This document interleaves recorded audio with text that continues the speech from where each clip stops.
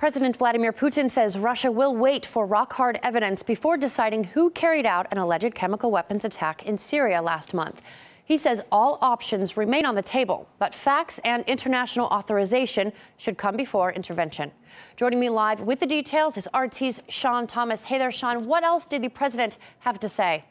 Well, Vladimir Putin, in speaking with the Associated Press, strongly warned the West against unilateral action against Syria, and also said that if the United States has proof that chemical weapons were used by the Bashar al-Assad regime, then it must be presented to the UN Security Council.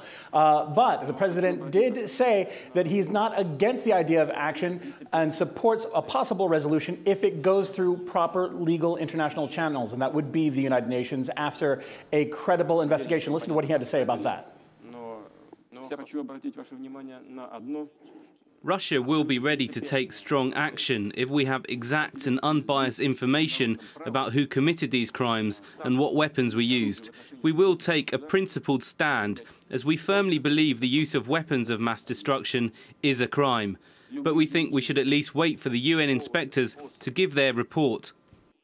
And speaking about the now famous video showing children having passed away, he says that this is indeed horrific video of children reportedly killed by chemical weapons in Syria. But he does say that there are questions about that video. It doesn't show who did the killing or how they were killed.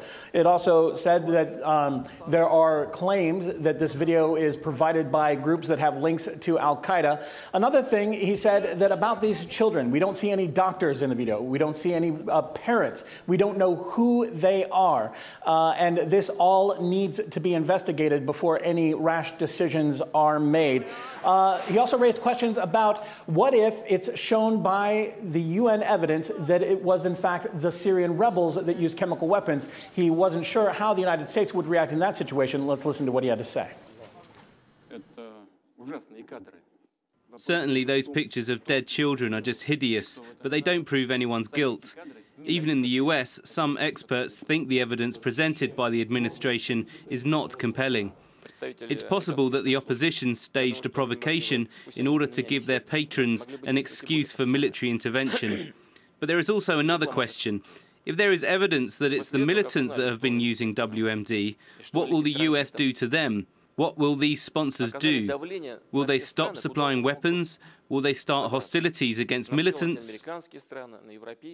Now, keeping with this theme, the president restated his belief that he doesn't think that Assad had any reason to use illegal weapons or chemical weapons, stating that Bashar al-Assad is not desperate and that his army, the Syrian army, has been making significant advances and gains in the civil war. Now, speaking on the subject of the S-300 missile defense system, which Russia has contracts with the Syrian government, he said that some parts for that system were shipped, but they did freeze the majority of those contracts, but hinted at the fact that he might reconsider that if the West decides to get involved. Let's listen to his words.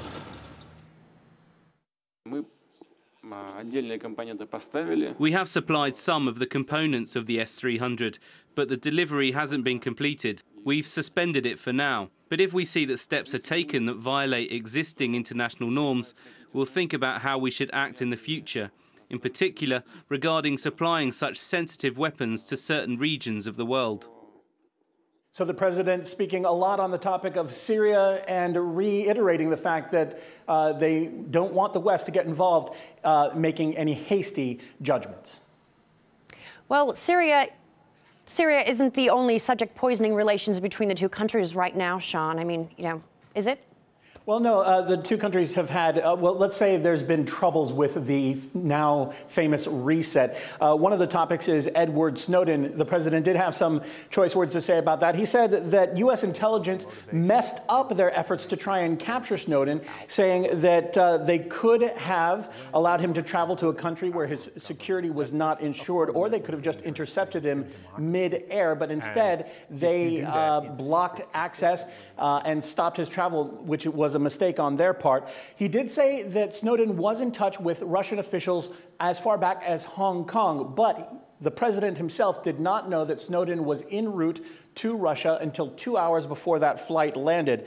He also said that he is not working with, or that Snowden is not working with Russian security officials inside the country, although Russia did grant him temporary asylum.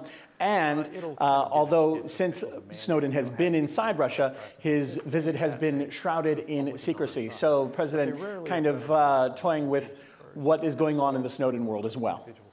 Sean Thomas, thank you very much.